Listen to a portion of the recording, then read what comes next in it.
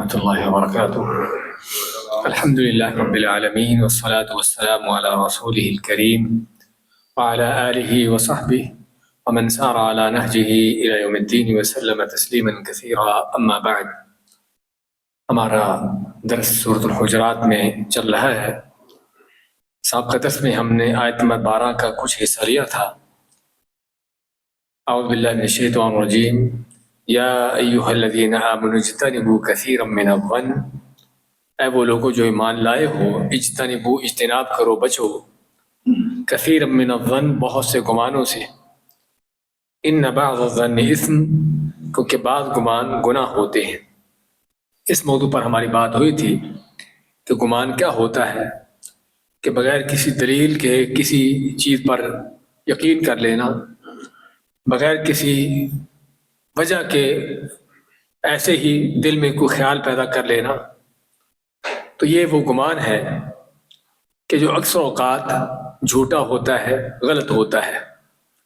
جیسا کہ اللہ فرماتا ہے ان الظن لا یغنی من الحق شیئا، کہ گمان جو ہے اس میں حق بات کی کوئی چیز نہیں ہوتی۔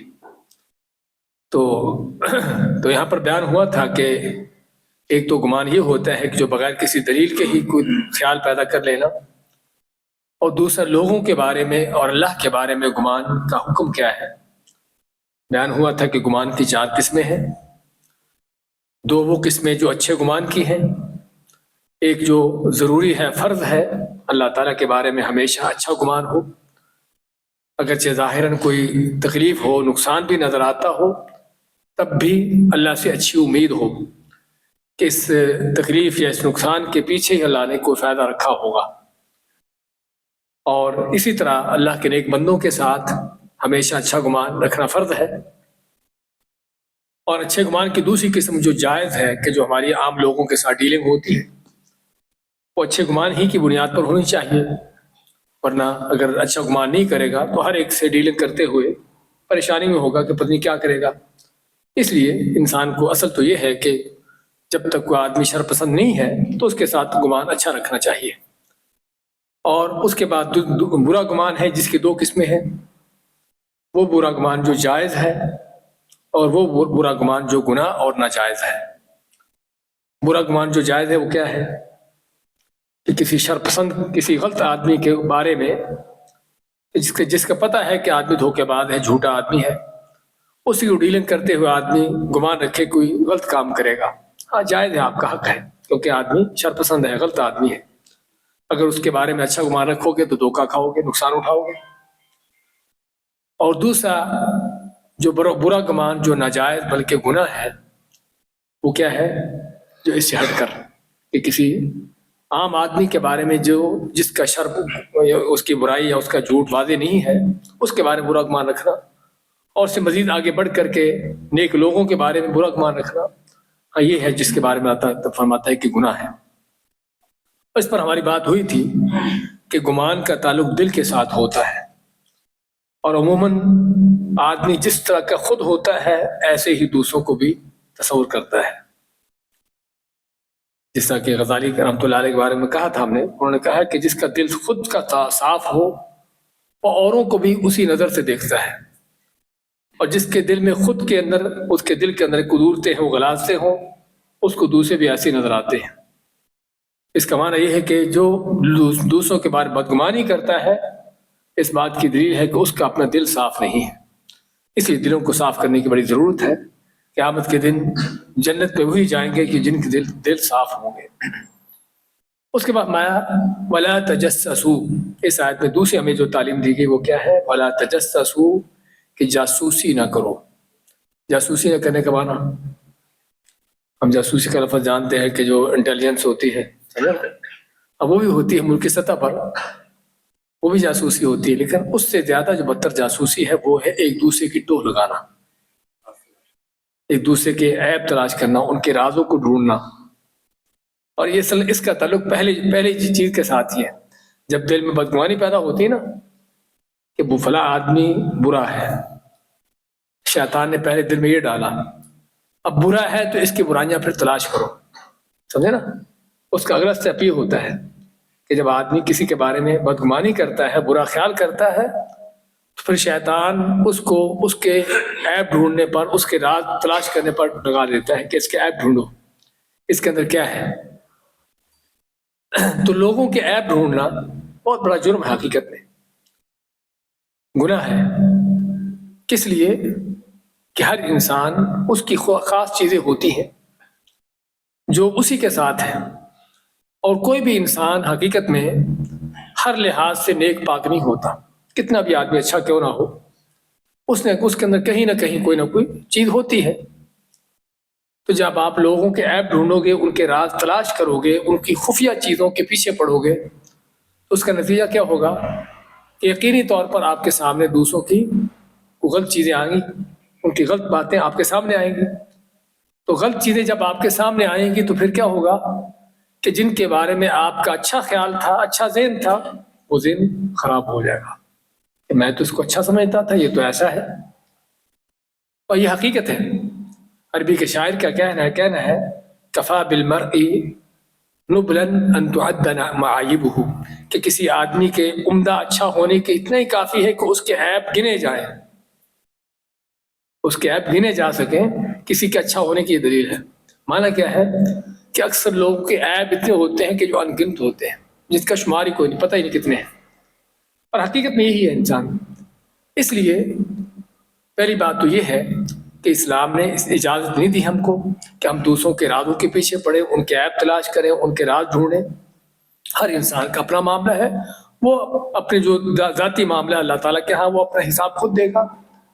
ہاں جو ان کی چیزیں ظاہر ہوتی ہیں، جو سر عام کسی کی برائی، کسی کا غلط کام ظاہر ہوتا ہے، اس میں ہمیں حکم ہے کہ اس کو سمجھائیں، اس کو اس چیز سے روکیں، لیکن اس کی خفیہ چیزیں کیا ہیں ان پر چھوڑیں، ان چیزوں کے پیچھے پڑنے کی ہمیں اجازت نہیں ہے، اور بلکہ ہمیں حکم دیا گیا ہے کہ لوگوں پر پردہ پوشی کرنا۔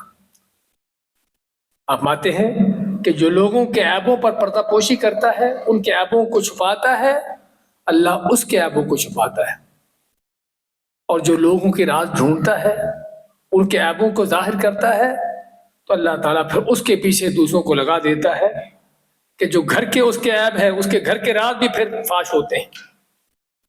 اور یہ حقیقت میں اس طرح کی یہ چیزیں وہ ہیں کہ جن کا صلہ بدلہ دنیا کے اندر ہی ملنا شروع ہو جاتا ہے، آخر میں جو اس کی سزا ہے وہ تو ہے ہی، دنیا کے اندر ہی ان چیزوں کا صلہ بدلہ ملنا شروع ہو جاتا ہے کہ انسان جب دوسروں کے عیب ڈھونڈتا ہے تو اللہ تعالیٰ اس پر دوسروں کو مسلط کرتا ہے۔ اس لیے امام شافعی رحمۃ اللہ علیہ فرماتے ہیں، ان کا شعر ہے کہ اگر آنکھ دوسروں کے عیب دیکھتی ہے تو آنکھ کو کہتا ہے کہ دوسروں کی بھی آنکھیں ہیں، صرف تیری آنکھیں نہیں کہ تو دوسروں کے عیب دیکھے، ان کی بھی آنکھیں ہیں، ان کو تیرے عیب نظر آتے ہیں، اور اگر تو اپنی زبان سے دوسروں کے عیب بیان کرتا ہے تو ان کی بھی زبانیں ہیں۔ اور ہم نے اس سے پچھلی آیت میں ذکر کیا تھا ولا کیا تھا کہ اپنے آپ پر عیب نہ لگاؤ۔ اپنے آپ پر عیب لگانے کا معنی کیا تھا کہ اگر لوگوں کے عیب تلاش کرو گے وہ آپ کے تلاش کریں گے، سمجھے نا؟ اس کا معنی کہ اپنے عیبوں کو خود تم فاش کر رہے ہو۔ تو یہاں پر اسی لیے منع کیا گیا کہ ایک دوسرے کے عیب نہ ڈھونڈو، ان کے ٹوہ نہ لگاؤ، اور یہ افرادی سطح پر بھی ہے اور اجتماعی سطح پر بھی، قومی سطح پر بھی۔ امیر معاویہ رضی اللہ تعالیٰ عنہ، ان کی حدیث ہے کہ بلکہ وہ کہتے تھے کہ وہ امیر، وہ حکمران، وہ لیڈر کہ جو لوگوں کے عیبوں کو تلاش کرنا شروع کر دیتا ہے، ان کی ٹوہ لگانا شروع کر دیتا ہے، وہ خود اپنے آپ کو برباد کرتا ہے، اپنی قوم کو برباد کرتا ہے۔ کیونکہ جس طرح بتایا ہے کہ ہر انسان کے اندر کوئی نہ کوئی کمی، کمزوری، خامی ہوتی ہے، تو اس لیے اس طرح کی چیزوں کو چھپائے رکھنا ہی اسی میں عافیت ہے۔ اللہ تعالیٰ جب اس کے ارادوں کو چھپائے ہوئے تو تم کون ہو کہ ان کے ارادوں کو فاش کرو؟ لیکن اگر ظاہر کو برائی نظر آتی ہے تو اس کو روکنا ہمارا فرض ہے۔ اس لیے اصل یہ ہے کہ کسی کے معاملات کے اندر ہم نہ پڑیں، اور یہ گھٹیا قسم کی حرکتیں ہوتی ہیں کہ آدمی بھی فلاں کہاں سے آیا، کدھر جا رہا ہے، گھر میں کیا لے کے آ رہا ہے۔ وہ ایک مولانا نصیر الدین، شاید آپ نے سنا ہوگا، بڑے معروف ہیں پرانے ہندوستان کے، بڑے مزاحیہ بھی ہیں۔ وہ بازار سے آ رہے تھے، کوئی تھیلے میں کوئی چیز ڈالی ہوئی، تو رمضان کا مہینہ تھا، تو اسی طرح کا کوئی بیوقوف کہ بھی آپ کے پاس کیا ہے؟ انہوں نے کہا میرے پاس وہ ہے کہ جو کھا بھی لے تو روزہ نہیں ٹوٹتا۔ میرے پاس وہ چیز ہے کہ جو کھا بھی لے تو روزہ نہیں ٹوٹتا. آدمی کہتے ہیں مولوی بڑے عجیب ہیں, خود ایسی چیزیں رکھی ہیں کہ کھانے سے روزہ نہیں ٹوٹتا, ہم کو نہیں بتاتے. ہاں, تھیلے میں کیا ڈالا ہوا تھا؟ جوتا. ہاں, جوتے جتنے مرضی کھاؤ روزہ نہیں ٹوٹے گا. تو اس کو انہوں نے جواب وہی دیا کہ جس طرح کوئی بھی, تمہارا کیا تعلق ہے اس تھیلے میں کیا ہے, اس کا اپنا معاملہ ہے. اور یہ بعض لوگوں کی عادت ہوتی ہے, اور یہ غلط عادت ہے, گندی عادت ہے, گھٹیا قسم کی حرکت ہے. اس لیے اسلام نے اس چیز سے منع کیا ہے. اور جو یہ کام کرتا ہے اللہ تعالیٰ پھر اس کو لوگوں پر اس کو مسلط کرتا ہے, اور اس کے گھر کے راز اس کے پھر کھلتے ہیں, اور پھر ذلیل و خوار ہوتا ہے دنیا کے اندر ہی آخرت سے پہلے, اور اسلام کی تعلیمات کے بھی خلاف ہے.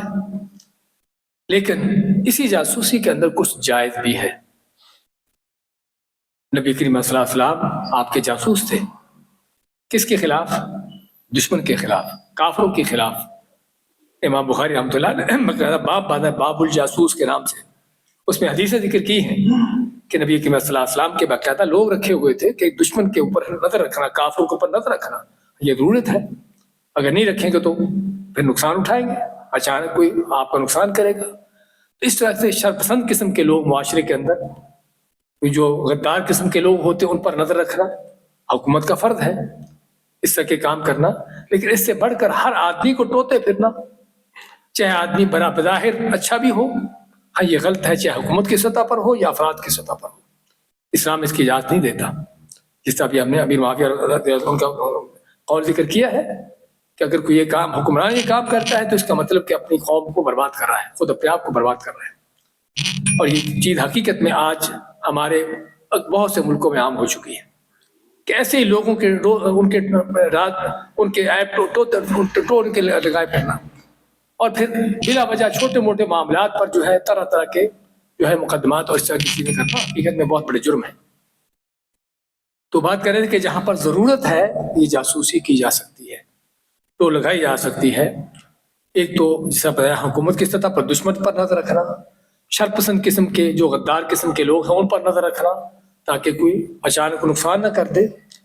ایسے ہی افرادی سطح پر بھی بعض اوقات جہاں پر آپ کو ضرورت ہے, کیا ضرورت ہے, فرض کرو آپ رشتہ ناطہ کرنے لگے ہو کسی سے, اب آپ کا حق بنتا ہے کہ آپ ان کے بارے میں معلومات لو, آپ ان کے بارے میں معلومات حاصل کرو جن سے آپ رشتہ ناطہ طے کر رہے ہو. پہلے پہچان نہیں ہے, پہلے ان سے تعارف نہیں فرض کرو, تو ان کے بارے میں گھریلو معاملات ان کے کیسے ہیں, ان کا رہنا سہنا کیسا ہے, اس طرح کی چیزیں معلوم کرنا آپ کا حق نہیں بلکہ آپ کا فرض ہے.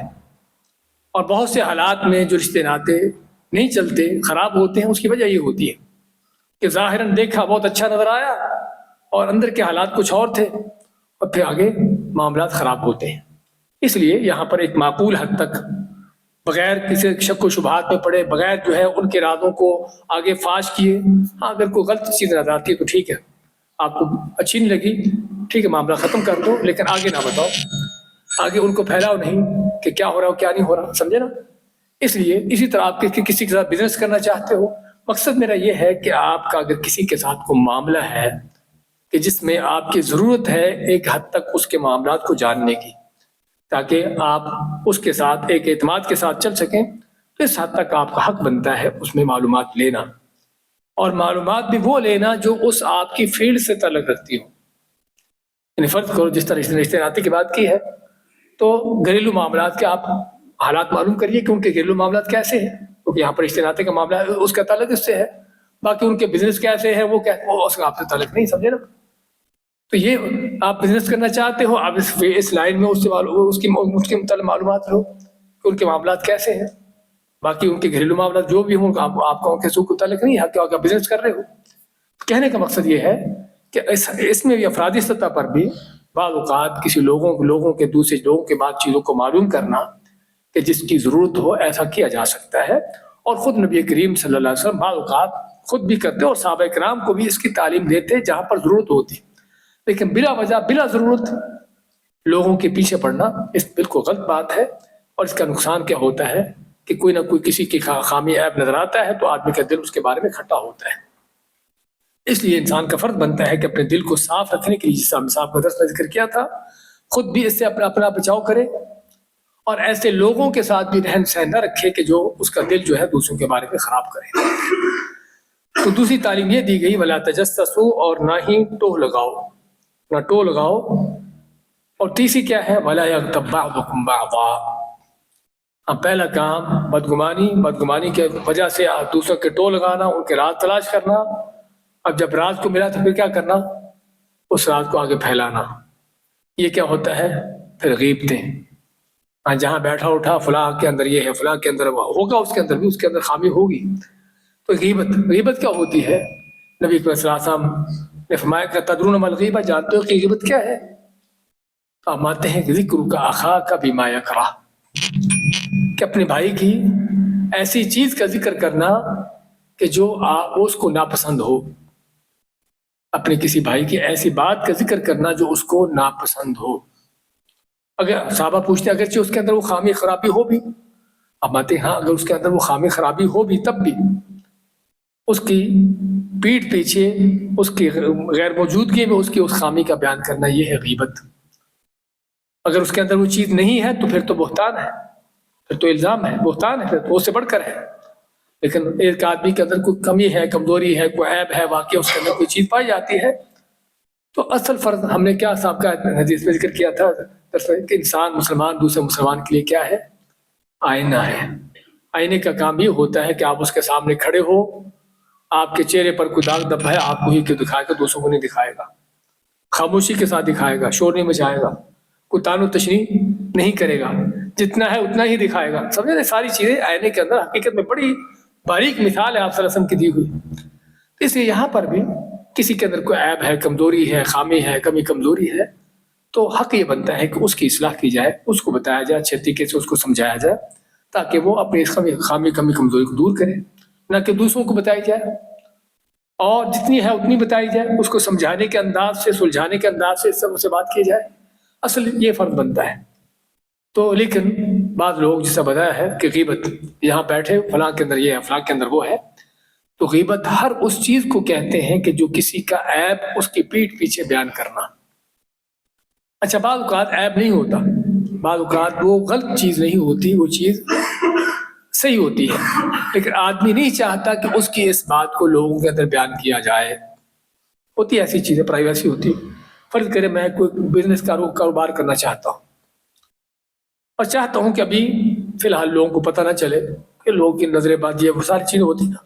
اور حدیث میں آتا بھی ہے کہ اپنے معاملات کو محفوظ کرنے کے لیے کیا کرو، ان کو چھپا کے رکھو، ان کو چھپا کے رکھو. تو یہ ادب ہے.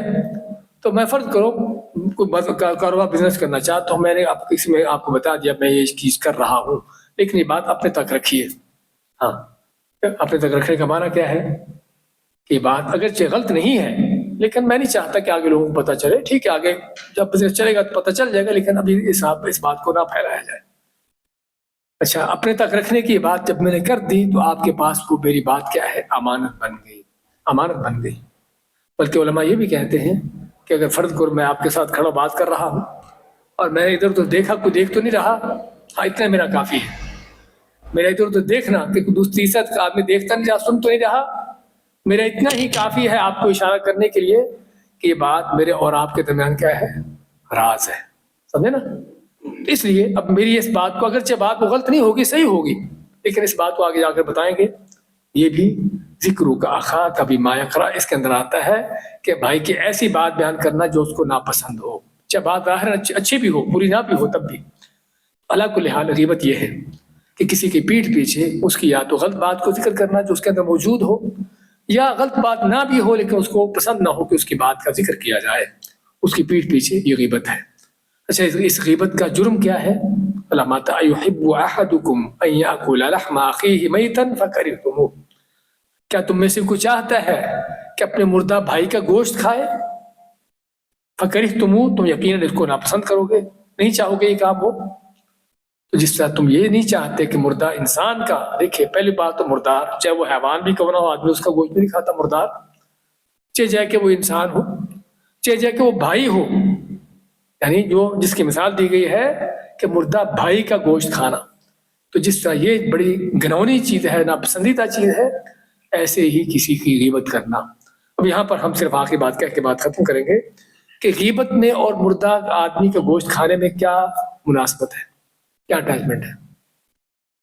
کہ جس طرح کسی کی غیر موجودگی میں اس کی غلط بات کی جا رہی ہے اور وہ اپنا دفاع نہیں کر سکتا کیونکہ موجود ہی نہیں, اس کو پتہ ہی نہیں کہ میرے بارے میں کیا بات ہو رہی ہے. ایسے ہی یہ آدمی مردہ جس کو پتہ نہیں کہ اس کا جسم کاٹا جا رہا ہے, اس کو کھایا جا رہا ہے. تو جس طرح وہ موجود نہیں اس طرح یہ بھی فوت شدہ مردہ ہے, یہ بھی موجود نہیں. جس طرح وہ اپنا دفاع نہیں کر سکتا جو موجود نہیں, یہ بھی مردہ, یہ بھی فوت ہے, یہ اپنا دفاع نہیں کر سکتا. اس طرح سے یہ بھی. اور یہ کام حقیقت میں گھٹیا قسم کے لوگوں کا ایک گھٹیا قسم کی دلیل ہے کہ آدمی اگر واقعی اس کے اندر جرت ہے, بہادری ہے, تو ٹھیک, جرم بھی کرنا ہے تو ڈنکے کی چوٹ پر کرے, لیکن پیٹھ پیچھے کرنا یہ اور بھی ایک غلط قسم کی غلط انداز ہے. تو کسی کی پیٹھ پیچھے اس کی بات ایسی بات کہنا جو اس کو ناپسند ہو, یہ غیبت ہے جس سے آپ نے منع کیا اور فرمایا کہ اس کا جرم جو ہے وہ یہ ہے کہ جیسے ایک مردہ بھائی کا گوشت کھانا ہو, جس طرح یہ حرام ہے بلکہ بڑی گھنونی چیز ہے, ایسے ہی کسی غیبت کرنا بھی حرام اور گھنونی چیز ہے. اور غیبت کرنے والا حقیقت میں واقعہ ہی ایک حدیث میں آتا ہے, اگرچہ حدیث ظاہراً ضعیف ہے, کہ دو عورتیں آپ سے بیٹھی غیبتیں کر رہی, روزہ رکھا ہوا, آپ میں کہ آؤ, ان کو کہا کہ قے کرو, قے کی تو ان کے قے کے اندر سے خون اور گوشت کے لوتھڑے اس طرح کی چیزیں نکلی. اب میں کہ انہوں نے حلال کھانے سے تو روزہ رکھا ہوا ہے اور یہ حرام کھا رہی ہے. اب اگر یہ حدیث ضعیف ہے لیکن حقیقت میں اس میں بڑا سبق ہے اس بات کا. ابھی رمضان بھی آگے آ رہا ہے کہ ہم حلال چیزیں تو چھوڑتے ہیں کھانے پینے کے اللہ تعالیٰ کی نعمتیں, لیکن کیا حرام کو بھی چھوڑا ہے؟ جو اصل روزے کا مقصد ہے, روزے کا اصل مقصد ہی کھانا پینا چھڑانے کا یہ ہے کہ اللہ کا حکم مانتے ہوئے اگر تم نے اللہ کی حلال چیزیں چھوڑی ہیں تو جو ویسے ہی حرام ہے اس کو بھی چھوڑو. تو لیکن حلال چھوڑا ہوتا ہے لیکن چوری غیبتیں اور یہ چیزیں پھر بھی چل رہی ہوتی ہیں. تو اللہ کو لحاظ غیبت جو ہے کبیرہ گناہوں میں سے ہے, بہت بڑے گناہوں میں سے ہے. اور اس لیے بعض سلف صالحین کا کہنا ہے کہ اگر میں نے کسی کی غیبت کرنا ہوتی تو اپنی ماں کی غیبت کرتا, اس لیے کہ تاکہ میری نیکیاں کسی اور کو نہ جائے, ماں کو جائے. ہاں, غیبت کرنے والا کیا ہے, اپنی نیکیاں دے رہا ہے, قیامت کے دن اس کو بدلہ دینا ہوگا. نبی کے صاحب آتے ہیں کہ قیامت کے دن ہر انسان جو کچھ اس نے دنیا میں کیا ہے, کسی کے ساتھ اونچ نیچ ظلم زیادتی, مالی لحاظ سے ہو, جسمانی لحاظ سے ہو, اس کی عزت کے اعتبار سے ہو, کسی طرح سے بے عزت کیا اس کو, تو قیامت کے دن جب تک بدلے نہ چکا لیے جائیں گے اس وقت تک انسان آگے نہیں بڑھے گا. اب بدلے وہاں پر کس چیز سے چکائے جائیں گے؟ ہاں, انسان کے اعمال سے. آپ آتے ہیں صحابہ سے پوچھتے ہیں کہ تم کس کو جانتے ہو کہ غریب فقیر ہے؟ صحابہ مانتے ہیں غریب فقیر ہوتا ہے جس کے پاس پائی پیسہ نہ ہو. آپ مانتے ہیں کہ میری امت کا غریب وہ ہے کہ جو بڑی پہاڑوں کی طرح نیکی لے کر آئے گا, بہت بڑی نیکیاں قیامت کے, بڑے روزے نمازیں, لیکن کسی کا حق کھایا, کسی کی غیبت چوری کی, کسی کا ظلم زیادتی کی اور اس طرح کے معاملات کیے, تو اللہ تعالیٰ ان کے حق ان سے دلائے گا. کس سے؟ نیکیاں لے لے گا, اس کی نیکیاں ان کو دے گا, حتیٰ کہ نیکیاں جب ختم ہو جائیں گی ان کے گناہ لے کر اس کے سر پر ڈالے گا. اب نیکیاں ختم ہیں, گناہ سر پہ چڑھ کے تو جائے گا کہاں پر؟ ثم یلقی فی النار, جہنم کو جائے گا. اور حقیقت میں بڑی ہی ہمارے لیے سبق آموز چیز ہے کہ کس قدر ہمیں ضرورت ہے اپنے آپ کو کنٹرول کرنے کی. بعض اوقات ہم دشمن اپنا دل ٹھنڈا کرتے ہیں اسے گالی گلوچ کر کے, اس کی غیبتیں کر کے, لیکن یہ نہیں پتا کہ دل تو ٹھنڈا ہو رہا ہے لیکن آگے جہنم بھڑک رہی ہے. سمجھے نا, آگ تیز ہو رہی ہے. دل تو ٹھنڈا ہو رہا ہے ابھی دنیا کے اندر, لیکن آگے آگ تیز ہو رہی ہے. قیامت کے دن نیکیاں اس دشمن کو دینا پڑیں گی. اس کو دشمن سمجھتے ہو, اس سے بڑھ کر حماقت اور بیوقوفی کا اور حال کیا ہے. اس لیے ضرورت ہے انسان کو اس طرح کے موقع پر اپنے آپ کو کنٹرول کرنے کی. آج اسی پر اکتفا کرتے ہیں, انشاءاللہ مزید اس پر بات ہوگی, کیونکہ ابھی غیبت میں کیا کیا چیزیں جائز ہے, کن کن حالات میں غیبت کی جا سکتی ہے, کہ مزید ایک موضوع ہے جس پر انشاءاللہ ہماری بات ہوگی. بارک اللہ فیکم, جزاکم اللہ خیر, صلی اللہ علیہ وسلم.